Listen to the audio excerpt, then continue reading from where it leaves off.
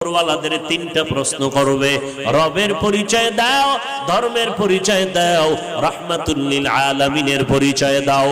এই তিনটা প্রশ্নের জবাব যারা দিতে পারবে, মদিনার নবী বলেন তাদের কবর হবে রওজাতুম মির রিয়াজিল জান্নাহ।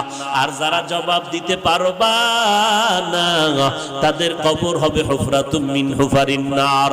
ও আল্লাহর বান্দা, কয়দিনের যৌবনের বাহাদুরি করবি? আল্লাহ বলেন সব মাখলুক তোমার গোলাম বানায় দিলাম। আসমানটাও তোমার গোলাম, সূর্য তোমার গোলাম, জমিন তোমার গোলাম, বাতাস তোমার গোলাম। কেমন গোলাম দেখছো নি? সূর্যের তাপ তোমরা ব্যবহার করো, নিতেছো, গ্রহণ করো, কোনো বিল নেই।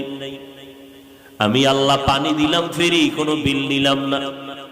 আমি আল্লাহ বাতাসটাও ফ্রি করে দিলাম, কোনো বিল চাইলাম না রে গোলাম। মাটির সৃষ্টির মানুষগুলো তোর সম্মান দিলাম।